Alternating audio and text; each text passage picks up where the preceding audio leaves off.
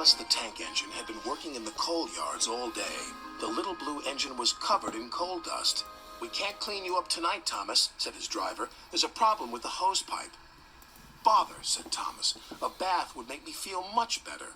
The others are sure to say I look silly."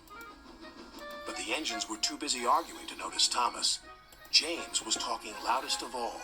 "I deserve a new coat of paint. Sir Topham Hatt says I'm the pride of the line, and—" "Rubbish," huffed Henry. "We're all the pride of the line." "It's been like this all day," confided Percy to Thomas. "James is getting a new coat of paint and won't stop boasting about it." "Why, James? I'm the one who needs a new coat. Look at me." "I'd rather not," retorted James. "You're not a pleasant sight." "Oh, coat of paint and won't stop boasting about it." "Why, James? I'm the one who needs a new coat. Look at me." "I'd rather not," retorted James. "You're not a pleasant sight, and wouldn't understand the needs of a really important engine." Thomas was fuming. Next morning, as James was being repainted, Henry had an accident. "If you can't push cars properly, Henry, why not talk to a tree instead? You know how much you like the forest." "As a matter of fact, Bossy Boiler, Sir Topham Hatt is inspecting the island for trees that are too close to the line. He's worried they might cause trouble." "Ha!" laughed James. "If I came upon a tree, I'd just push it aside." "Really?" Henry replied. Soon James was showing off his paintwork. "Make way for an important engine." "You wouldn't feel important if one of those trees crashed on you. You'd feel hurt," reproached Percy.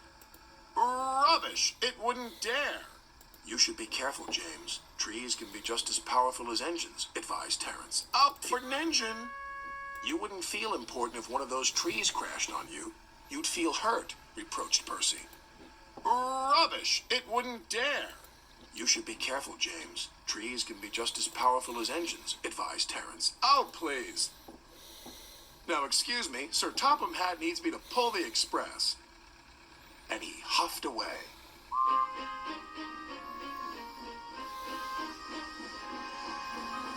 But James was wrong. "You must go to the yards and collect an important goods train, James. It's heavy, so be careful," said Sir Topham Hatt. "But, sir, I've just been repainted. Can't Thomas or Percy do it? They're dirty and like working with freight cars." "Really useful engines don't opt, so be careful," said Sir Topham Hatt. "But, sir, I've just been repainted. Can't Thomas or Percy do it? They're dirty and like working with freight cars." "Really useful engines don't argue." Working Hatt. "But, sir, I've just been repainted. Can't Thomas or Percy do it? They're dirty and like working with freight cars." "Really useful engines don't argue." So James didn't. By the time he arrived at the yards, the weather had changed for the worse. "Your color's nice, James. Pity about your face, though," said a freight car. James ignored them and set off.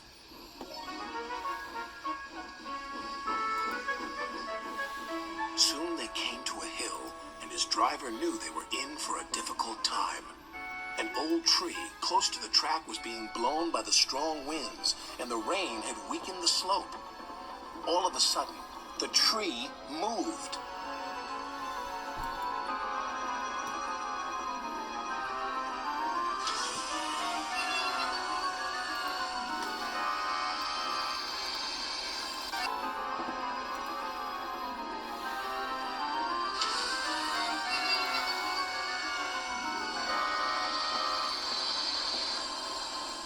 "Oh, help!" cried James. "Go away!" But of course, the tree couldn't. James tried to reverse away from the tree, but his train was too heavy.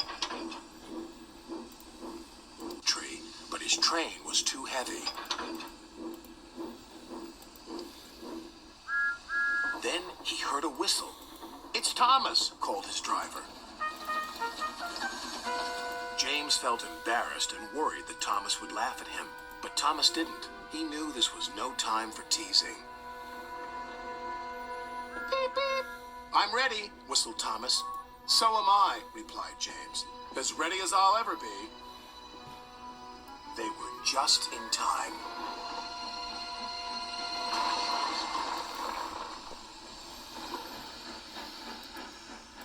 Later, James spoke to Thomas. Percy and Terence were so right to warn me. Thank you for rescuing me, Thomas. Oh, that's all right. We engines must pull together, whatever the weather. Just then, Edward bustled in.